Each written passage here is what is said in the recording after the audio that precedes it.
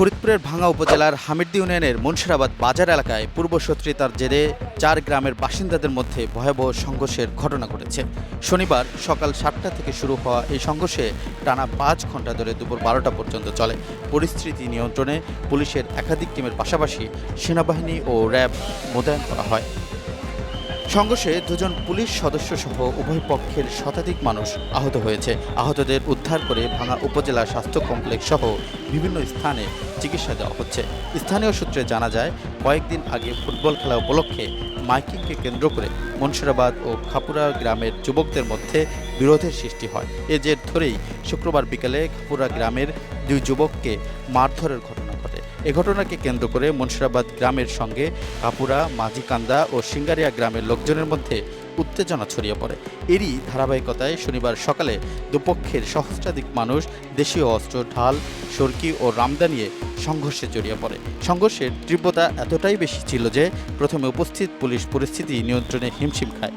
পরে ফরিদপুর থেকে অতিরিক্ত পুলিশ, সেনাবাহিনী ও র্যাব সদস্যদের ঘটনাস্থলে পৌঁছে যৌথভাবে অভিযান চালিয়ে পরিস্থিতি নিয়ন্ত্রণে আনে। সংঘর্ষে চলাকালে পুরো এলাকায় রণক্ষেত্র পরিণত হয়।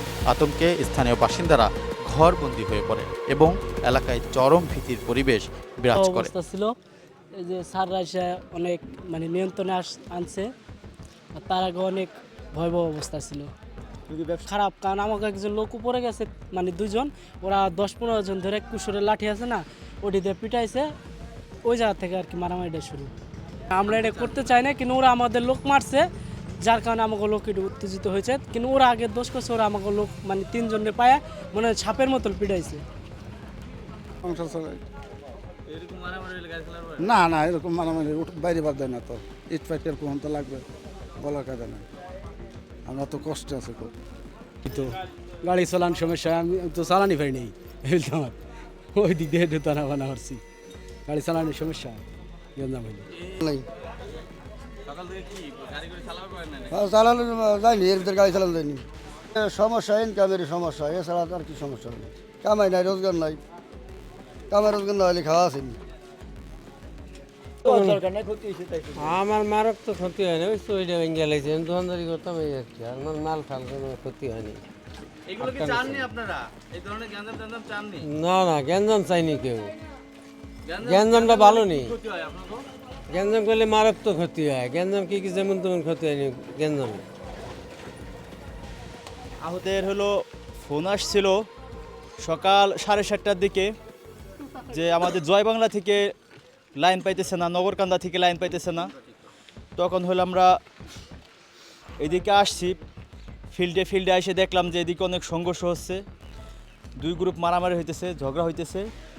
আইসা পরে দেখলাম যে এদিকে আমরা ঢুকতে পারতেছি না। এখন মারামারি, সেনাবাহিনী আসছিল, র্যাব আসছিল, পুলিশ আসছিল, আরও অনেক বাহিনী আসছিল, যারা আইসা মনে করেন যে নিয়ন্ত্রণে নিচ্ছে। নিয়ন্ত্রণে নেওয়ার পর আমরা এদিকে এসে দেখলাম যে ভাই আমাদের কেবল কাটা পড়ছে, কেবল ছিঁড়ে ফেলাইছে ইট লাগাইয়া, আরও অনেক মানুষের অনেক ধরনের ক্ষতি হয়েছে। সত্য কথা বলতে এইগুলো আমরা চাই না।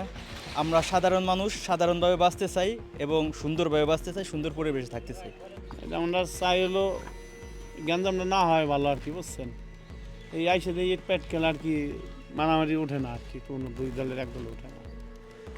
এই যেটা শান্তির দোকানদারি করায় সব সমস্যা, যেভাবে দোকানদারি করা যায় সেইভাবে আর কি আমরা চাই, শান্তি চাই আর কি। এটা বুঝছেন, যে ফিলে ভালো হয় সে ফিলে আপনারা দেখেন। এটা তো ক্ষতি হয়, এটা আমাদের উপকার হলো না, ক্ষতি। অবস্থা সাংঘাতিক খারাপ হয়, ভয়াবহঙ্কার।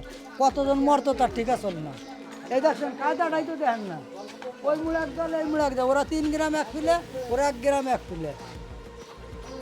ওরা ওই ছাদে উঠছে, ওরা তো ছাদ পায় নাই, ওরা ছাদের তা যেটা লাগা সেইটাই মনে হয় গাইলেই যেতেছে।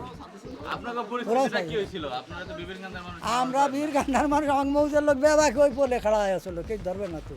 তো কাম দিকে এরও খাড়াই আসলো, কে ধরে নাই, কেটে কেউ ফিরে না। ফিরাবি আর ভিড়ে দেখে ভাই, জানি কোন হন্দা আসা যায়, কোন আসা যায়, জানি কাজে রাখি। অনেক পরিগ্রাম নিয়েছিলাম, 7-8 জন, তারপর আমরা পরিগ্রাম নিছি, কিন্তু কায়দা আহত কেমন হয়েছে? বহুত বহুত তো পাই। আমরা হিন্দু, আমাদের এই গ্রাম হলো মুন্সিরাবাদ গ্রাম, আমরা হিন্দু। আমাদের এই বাজারের পাশে আমাদের বাসা, তো ভয় তো থাকেই। আর সকালবেলা থেকেই উত্তেজিত এই গ্রুপ, এই 1 গ্রাম মুন্সিরাবাদ আর এই পাশে 3 গ্রাম খাপুরা সিঙ্গারিয়া এবং মাঝিগান্দা নিয়ে মনে করেন প্রচুর পরিমাণে সকাল থেকেই লাগছে।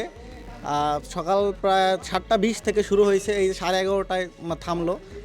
আমরা খাইতে খাই এই গন্ধাম তো আমরা পথে ঘাটে বাইরে পারি না।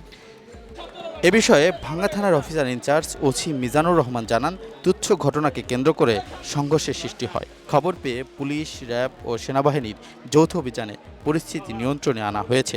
বর্তমানে এলাকা শান্ত রয়েছে। আসলে আপনারা তো সকাল থেকেই আমাদের সাথে ছিলেন, আপনারা সবাই দেখেছেন। আসলে গতকালের ফুটবল খেলার মাইকিংকে কেন্দ্র করে আসলে ঘটনার সূত্রপাত গতকাল।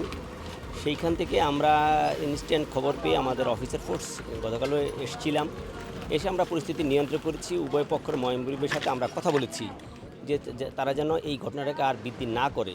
আসলে তারাও সেই কথাও কমিটমেন্ট আমাদের দিয়েছিল। তারা গতকাল রাত্রে শুনেছি যেটা, তারা গতকাল রাত্রে এটা নিয়ে আলোচনা করেছে, এমনকি তারা সকালে এটা বসে এটা মিটমাট করবে বা একটা আপোষ মীমাংসা করবে। আসলে পরবর্তীতে তারা যে বসার যেই প্রক্রিয়া যে রেখেছিল সেটা তারা আসলে কন্টিনিউ করতে পারেনি, যার ফলশ্রুতিতে আজকের এই যে সংঘর্ষ আপনারা দেখেছেন। দেশীয় অস্ত্রশস্ত্র, ইট, তারপরে লাঠি, এই সকল দিয়েই তারা আসলে মূল সংঘর্ষের সূত্রপাত করে 3টে গ্রামের লোক।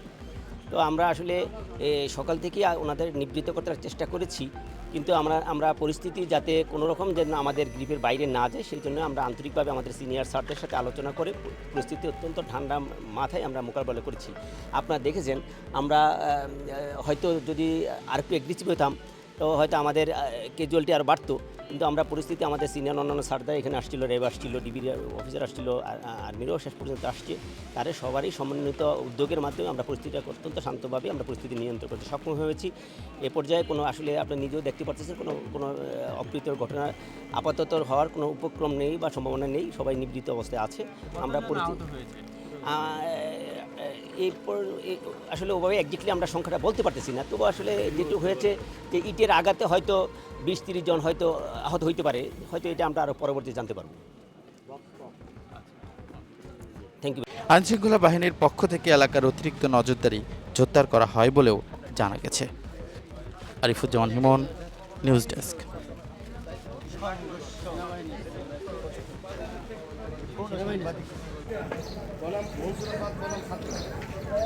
না